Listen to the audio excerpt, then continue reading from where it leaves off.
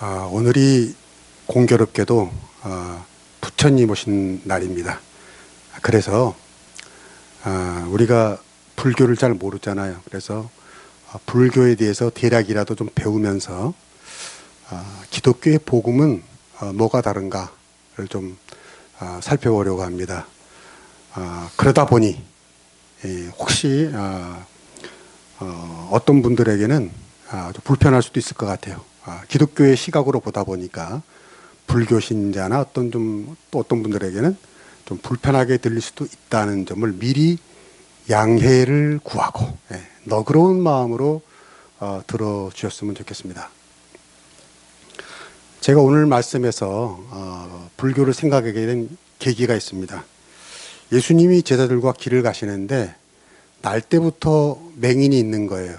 그러니까 제자들이 그걸 보고 궁금했습니다. 물었습니다. 예수님, 저 맹인이 된 건 자기의 죄입니까? 아니면 부모의 죄입니까?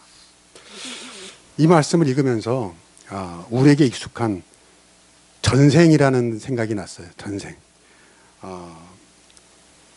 우리 부모님 세대는 이런 말을 자주 했습니다. 남편이 속을 썩이거나 자식이 좀 말썽을 부리면 뭐라고 그래요? 에휴, 내가 전생에 무슨 죄를 져서 뭐 이런 말을 심심치 않게 들었던 것 같아요. 근데요, 요즘 세대도 씁니다. 누구에게 무슨 좋은 일이 생기면 전생에 나라를 구했나 뭐 이러고, 또 이제 요즘 젊은이들이 직장이 얻기가 쉽지 않잖아요. 먹고 살기. 그럴 때는 또 이번 생은 망했다 뭐 이런 이생망 뭐 이런. 이게 다 뭐죠? 이 전생이라는 게 불교의 윤회 사상에서 온 거죠. 윤회가 뭡니까? 바퀴 윤자 돌회자, 수레바퀴처럼 계속 돌아간다는 거예요. 살다가 죽고 다시 또 살고 죽고 태어나고 살다 죽고, 이게 계속 업보에 따라서 반복이 된다. 이게 윤회죠. 이번 생에 살면서 좋은 일 많이 하면, 목사님께 짜장면도 많이 사드리고 팔보채도 사드리고 그러면 다음 생에 사람으로 태어나고 얘가 좀 이상하네.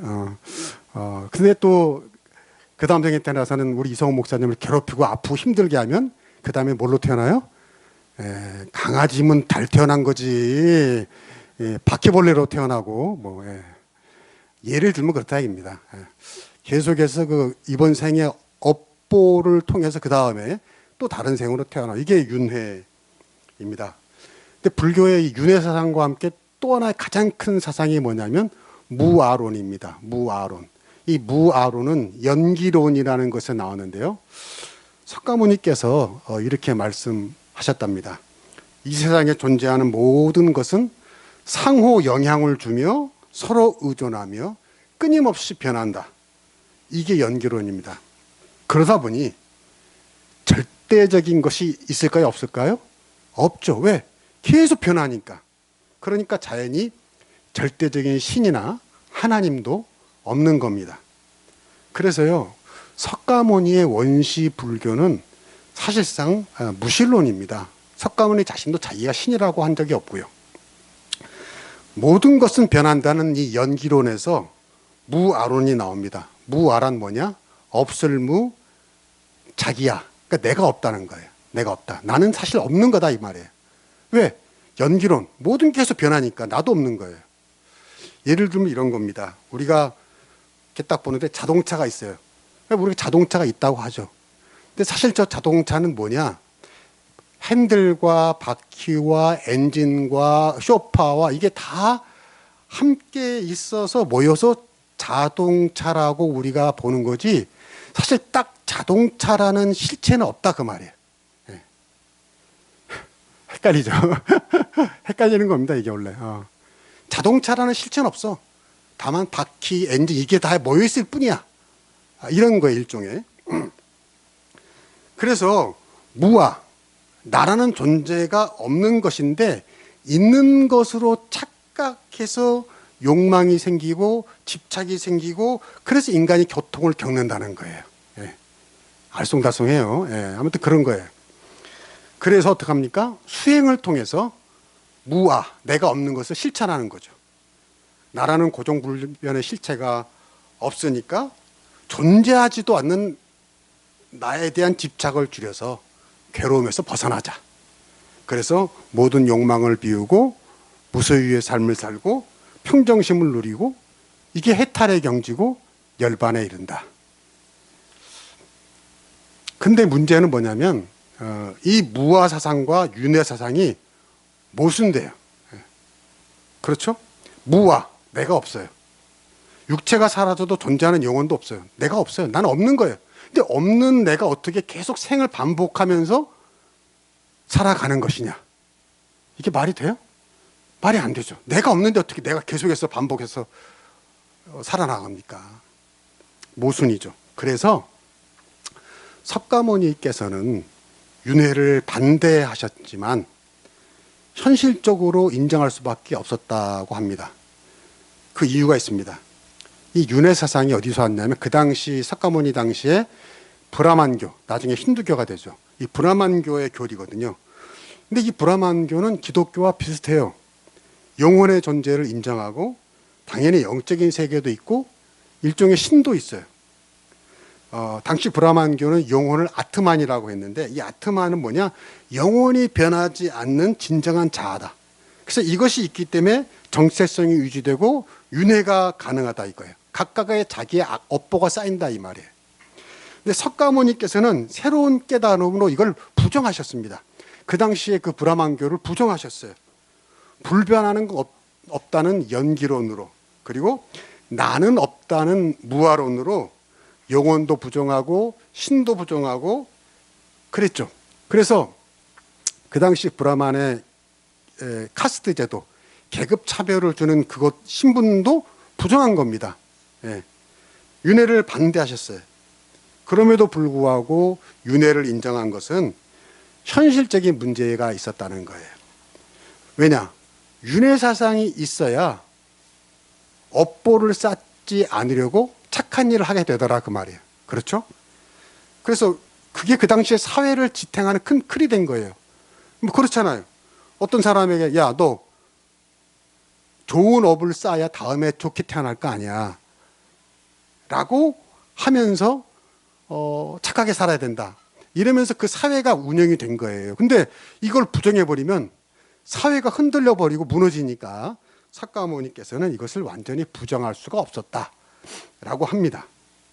이런 석가모니의 불교를 원시불교라고 하고, 나중에 대승불교가 생기는 것과 대비해서 소승불교라고도 합니다.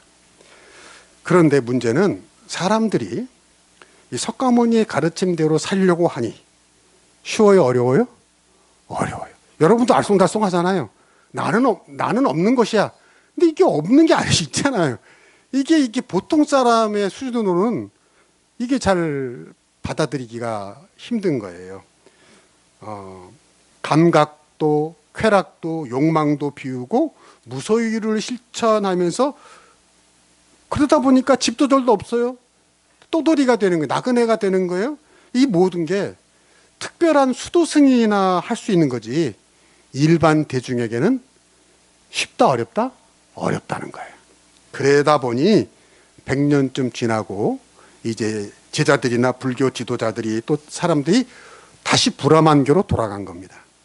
석가모니의 원시불교와 브라만교를 혼합해서 나온 게 바로 대승불교. 대개 우리가 지금 아는 불교는 다 대승불교입니다. 더 많은 대중들이 쉽게 믿을 수 있는 종교로 만든 거죠. 근데 사실 석가모니의 이 원시불교는 우리가 생각하는 종교가 아니었거든요. 왜냐?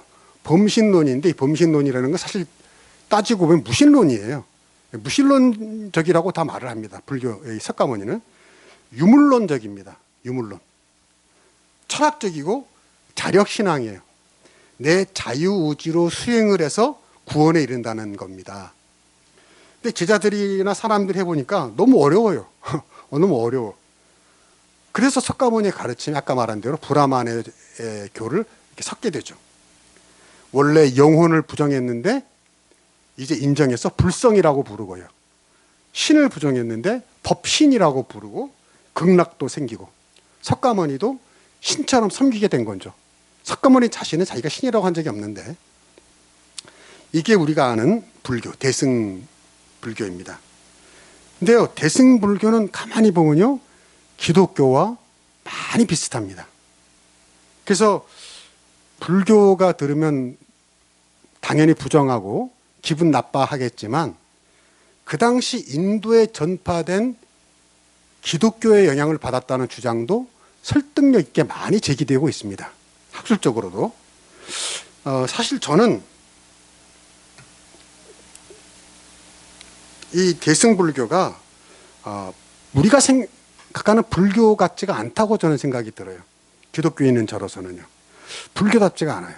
좀 죄송한 표현이지만 좀 짬뽕된 느낌. 물론 저는 중국집에 가면 항상 짬뽕을 시켜요. 제일 맛있게 먹는 게 짬뽕인데, 대승불교는 이도저도 아닌 것 같아요. 석가모니의 원시불교는 분명히 매력적입니다. 설득력도 있어요. 물론 그분이 말씀하신 대로 그걸 다 이해할 수가 없고 너무 심오하니까, 그리고 그걸 실천할 수 없어서 그렇지 이론적으로는 공감이 가고, 그래서 종교라기보다는 꽤 심오한 철학 같은 느낌입니다. 철학적이에요, 사실. 그래서 석가모니의 주장이 현대 철학에 실제로 많은 영향을 끼칩니다.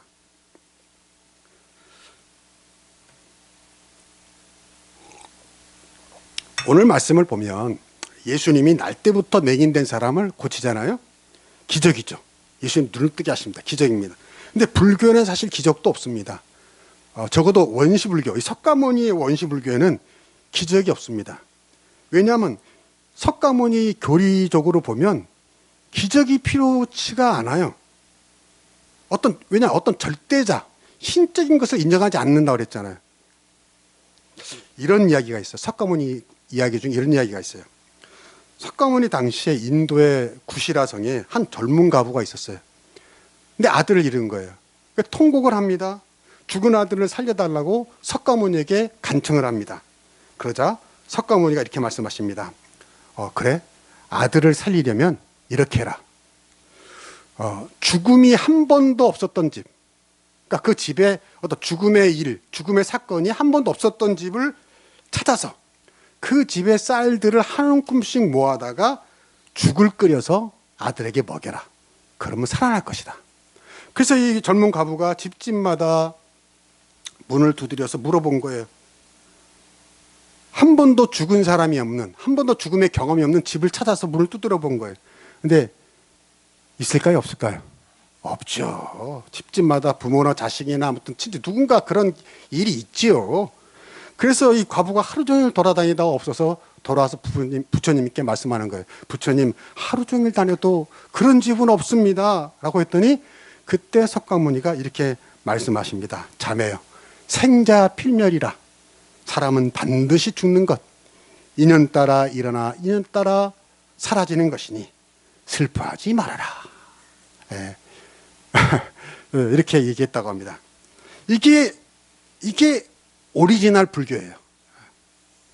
지금 대승불교는 어떻게 말하는지는 모르지만 뭐 어떻게 살아나게 하겠죠. 근데 오리지널 불교, 석가적인 불교는 이런 겁니다. 철학적이죠.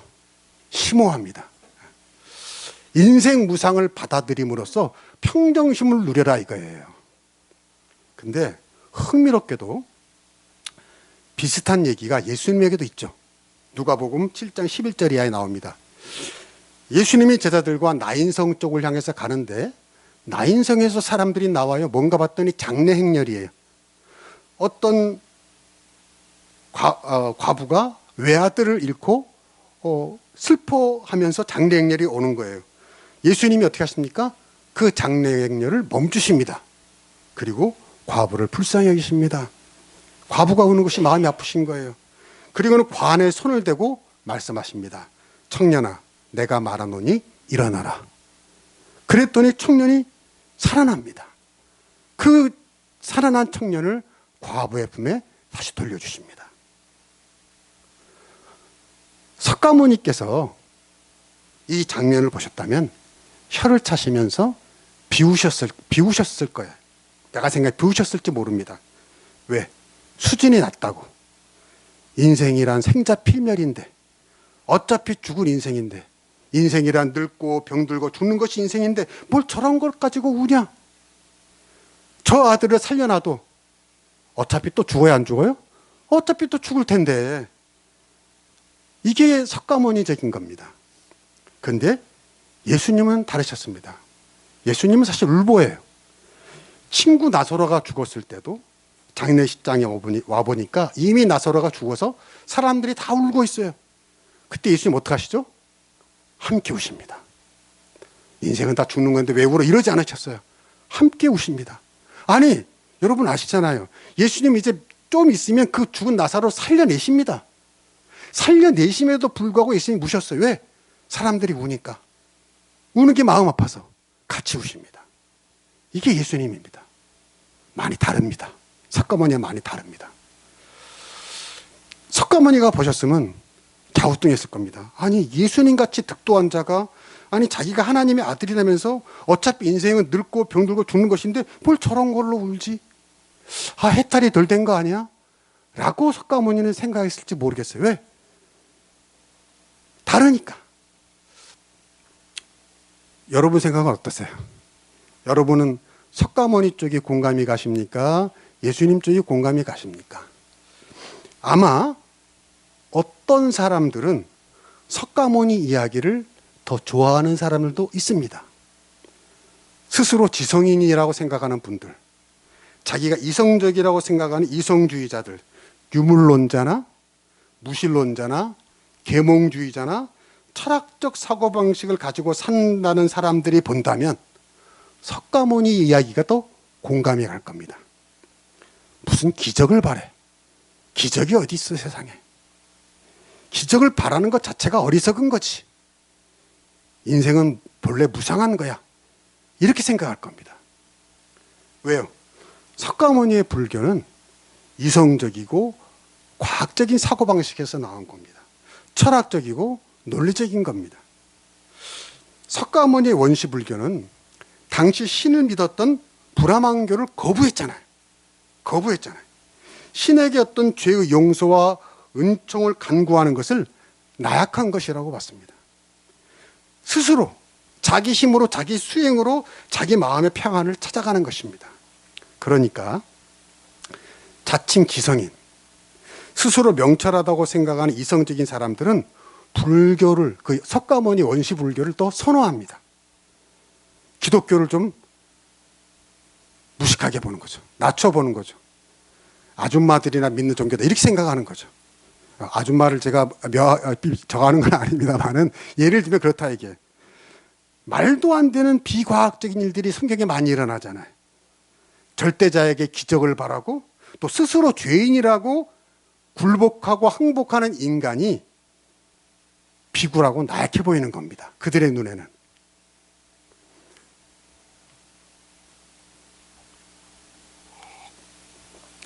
여러분은 어느 쪽입니까? 그런데 저는 죄인이라서 그런지 몰라서 예수님이 또 좋습니다. 애통하는 과부에게 인생이란 다 그런 거다. 어차피 다 죽는 거다. 하는 석가모니의 냉철하고 철학적인 자세보다는 죽음의 행렬을 멈추시고 과부와 함께 애통해 하시고 그리고 죽은 아들을 살려내시는 인간적인 예수님이 저는 또 좋아요. 무엇보다 예수님은 부활의 소망을 주셨습니다. 세상 어느 다른 종교에도 없는 겁니다. 이거. 예수님이 직접 첫 열매가 되셔서 부활의 소망을 주시고 언젠가 다시 살아나 만날 하나님 나라의 소망을 약속하셨습니다. 예수 그리스도를 통해서. 오늘 말씀도 보세요. 날 때부터 맹인인 사람 누구의 죄입니까? 라고 제자들이 묻습니다. 이게 유대인의 정서, 구약의 정서로는 저 사람이 맹인이 된 것은 무슨 죄 때문이라고 보는 게 유대인의 정서예요. 다만 그게 자기 죄냐 부모의 죄냐 이것만이 궁금한 겁니다. 그런데 불교도 좀 비슷한 면이 있어요. 불교적으로 보면 근데 죄라는 개념이 없거나 희박합니다. 특히 석가모니의 불교는 신이 없잖아요. 절대적인 것이 없잖아요. 그러니까 절대적인 기준도 없는 거예요. 그래서 기독교에서는 문제가 되는 뭐 동성애라든가 뭐 성전환이라든가 이런 게 불교에서는 전혀 문제가 안 돼요. 제가 어떤 유튜브를 봤어요. 그 유튜브 하는 분이 기독교인인데 어떤 목사님인가 그런데 법륜 스님이 상담하는 것을 보고 이제 자기가 깨달은 걸 이렇게 했더라고요. 근데 공감이 가는 대목이 있었어요. 그래서 좀 소개하려고 하는데 어떤 여성이 그 법륜 스님에게 이혼하고 싶은데 어떡합니까? 라고 물었어요. 그래서 이제 왜 이혼하려고 물냐 보니까 남편이 바람을 피거나 무슨 나쁜 사람이 아니라는 거예요. 예? 남편이 아주 좋은 사람이고 월급도 잘 갖다 주고 착한 사람이라는 거예요. 근데 왜 이혼하려고 하냐 그랬더니 예. 박방철 지금 자기라고 그러는 거예요. 예. 그래서 이제 그분에게 근데 왜 이혼하려고 합니까? 그랬더니요. 재미가 없대요. 지금 남편이랑 사는 게 재미가 없대요. 그래서 이혼하고 싶다는 거예요. 기독교 같으면 뭐라고 하겠어요? 안 된다고 하겠죠. 그러면 안 됩니다. 그 죄입니다. 라고 하겠죠. 기독교는 분명한 기준이 있어요. 근데 법륜스님이 뭐라고 말씀하시냐면 그래 같이 못 살겠으면 이혼해야지 라고 말씀하셨어요. 다만 이렇게 말씀하셨어요. 근데 다른 남자 맡아도 다 똑같아 라고 말씀하셨어요. 맞죠? 하지만 그것이 죄이기 때문에 안 된다고라는 말은 하지 않으셨다는 거죠. 무슨 말이냐면 업보예요. 자기가 선택한 것의 결과를 네가 책임지면 된다 이거예요. 근데 좀 헷갈려요. 착한 남편을 버리는 게 죄가 아닌가? 불교는 이런 게 없다는 거죠. 불교에서는 절대적인 기준, 선과 악의 기준이 명확하지 않은 겁니다. 모든 것이 엇보이고 그 결과일 뿐이에요. 그것이 옳고 그르든 좋고 나쁘거든 이런 게 아니라 그냥 본인이 결정한 결과를 본인이 감당하고 책임질 수 있으면 된다는 쪽입니다. 근데 여러분 현실에서 이게 가능해요? 이런 해탈의 경지, 달관의 경지로 사는 게 쉬울까요? 아내가 착한 남편에게 이혼하자고 하면서 아무 남편의 죄가 없는데 이혼하자고 하면서 남편이 그걸 받아들이기 힘들어하면 아니 왜 그래? 왜 그렇게 집착해? 달관해? 이러면서 이혼하자고 하는 게 이게 가능한 것인가? 그럼 남편은 또 그래 인생이나 다 이런 거지. 인생은 원래 무상한 거야. 헤어졌다 만나고 만나면 헤어지는 거지 라고 받아들이는 것이 평범한 소시민의 삶에서 있을 수 있겠느냐 이 말이에요. 여러분 그렇게 살 수 있겠습니까? 석가모니처럼 왕궁을 버리고 나와 수행을 통해 인생 무상을 깨닫고 모든 욕망을 비우고 평정심에 이르는 수준은 석가모니 같은 성자나 가능한 거지 나 같은 우리 같은 일반 사람들이 할 수 있겠느냐 그 말이에요. 그래서 석가모니의 원시 불교로 안 되니까 뭐가 나왔다고요? 대승불교가 나온 겁니다. 오늘날 우리가 아는 불교가 대승불교인데 대승불교의 출현은 석가모니께서 말한 구원의 방도가 현실적으로 불가능하다는 것을 입증했다고 저는 생각하는 거예요. 그게 불가능하지 않았다면 왜 대승불교가 나왔겠어요? 그렇지 않습니까? 기독교는 불교와는 달리 인간을 본질적인 죄인으로 봅니다. 하나님의 형상대로 지음받았지만 죄로 인해 타락한 존재이고요. 그래서 죄를 지을 수밖에 없는 존재라는 거예요. 그 죄가 모든 인간의 고통과 부조리의 원인이라는 겁니다. 수행을 통해서 스스로 부처가 신적인 존재가 될 수 있다고요? 글쎄요. 스님들처럼 결혼도 안 하고 산속에서 살면 혹시 가능할지 몰라요. 제가 이런 경험을 많이 봤어요. 우리 기독교 신자들도 기도원에, 산에 있는 기도원에 많이 가잖아요. 그래서 속세를 떠나서 기도원에 가서 며칠 기도하고 하다 보면은 은혜 받고요. 또 말씀 듣고 평화롭고요. 평정심을 찾고요. 그래서 기도하면서 또 은혜를 받아서 세상에서 집에서 힘들었던 걸 다 잊고 행복하게 딱 산에 내려와서 집에 들어가는 순간 어떤 일이 벌어질까요? 남편이 소리를 지릅니다. 어디 갔다 왔냐고, 집구석 이렇게 해놓고 어디 갔다고 소리를 질러요. 뭔 짓거리 했냐고 막 소리를 질러. 그러면은 산에서 의뢰받고 거룩한 모습으로 되어서 온 아내가 그래요, 다 참아요, 얼마든지 하시, 이럴까요? 아니죠. 기도원에서 은혜받고 풍성한 은혜가지고 평정심을 되찾았던 그 아내께서 집에 들어와서 남편이 그러면 똑같이 말하고, 어디 갔다 올 수도 있지, 내가 집을 지키는 집순이야 뭐 하면서 3차 전쟁, 4차 세계전쟁을 벌이고 나면 기도원에서 받은 은혜는 다 어디 갔습니까? 한 방에 날아가고 만다 이거예요.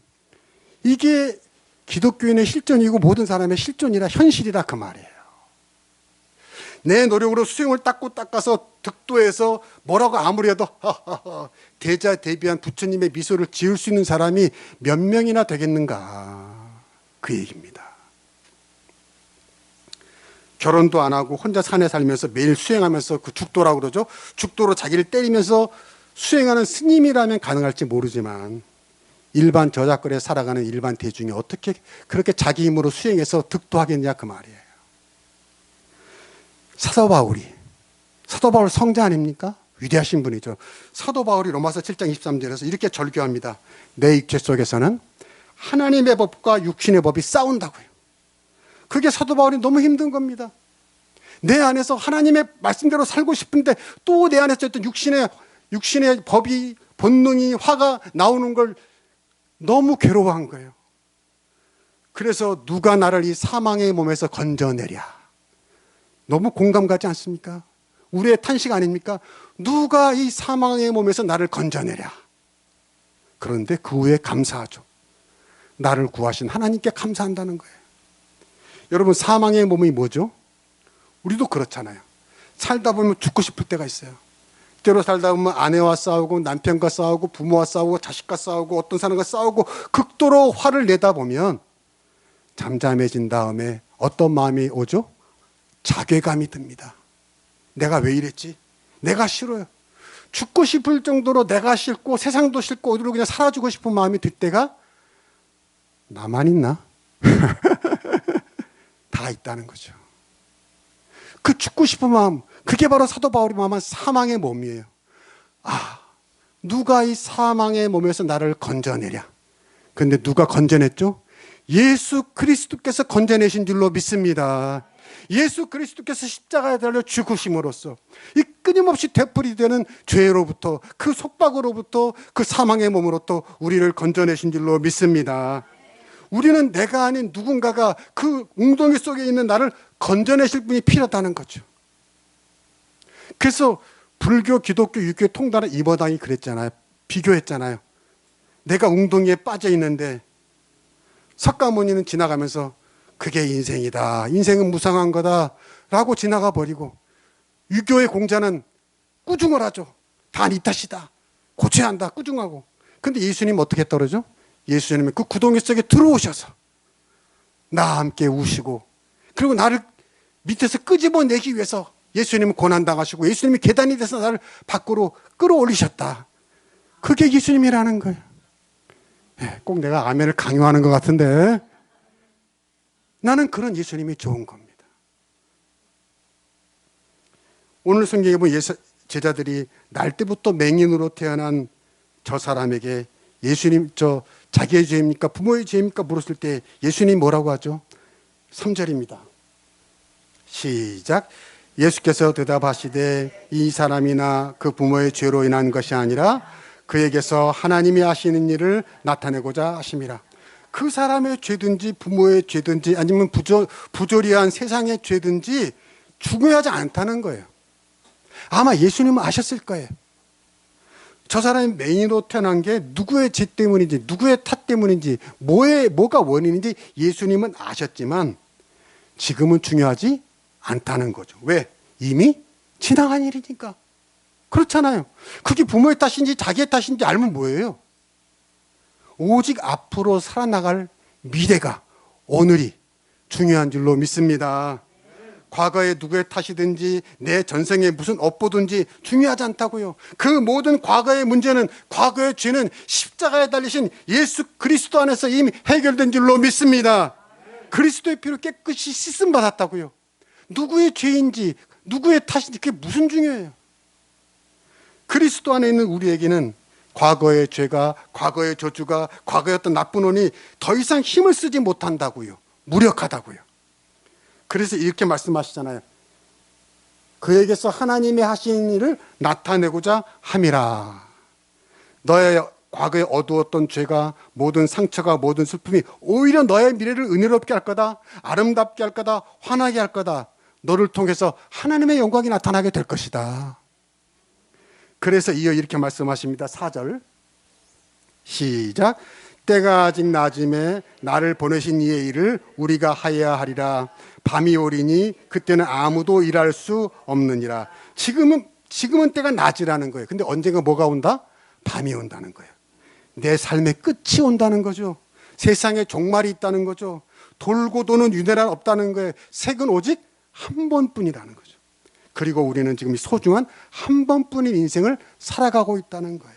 그렇다면 그 소중한 오늘을 과거의 망령에 업보에 사로잡혀서 체념의 웅덩이에 갇혀 살지 말라는 거죠. 또 스스로 너 자신을 구원할 수 있다는 교만으로 태양을 손바닥으로 가리며 하나님을 손바닥으로 가리며 어둠 가운데 살지 말라는 겁니다. 내 힘으로 불가능한 용서와 구원은 주님이 십자가에서 이미 해결해 주셨으니까 그 은혜로 이제 하나님의 일을 하면서 살아라. 하나님의 일이 뭐라고요? 네가 과거에 어제까지 당한 모든 고난이 뭐냐? 오직 하나님의 살아계심을 증거하는 스토리가, 간증이 되게 하라는 거죠. 어떻게 해요? 내가 하나님의 은혜로 구원받았으니 내 실력이 아니라 더 겸손하고 더 감사한 마음으로, 더 은혜로운 마음으로 하나님을 신뢰하고 충성하며 더 겸손하게 남을 용서하고 받아들이며 사랑하며 하나님이 나를 용서한 것처럼 나도 다른 사람을 용서하며 사랑하여서, 그래서 너의 삶이 너무 행복해져서 다른 사람들도 너처럼 하나님의 은혜를 바라보며 살아가게 하라는 것입니다. 이게 바로 하나님이 우리에게 원하시는 하나님의 일이라는 거죠. 나는 여러분에게 이러한 은혜가 있길 주의 이름으로 축원합니다. 기도하겠습니다.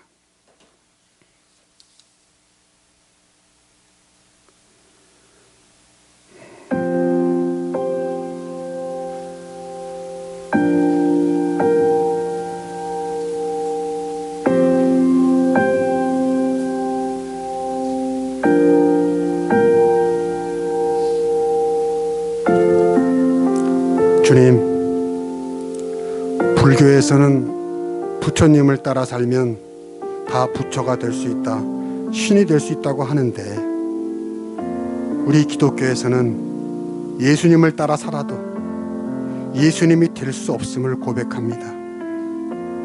예수님의 십자가의 대속의 은혜로 구원받은 것뿐이지, 그리고 그건 구원받아 하나님의 자녀가 된 것이 너무 감사하여 예수님을 따라 살려고 하는 것뿐이지 어떻게 우리가 예수님이 되겠습니까?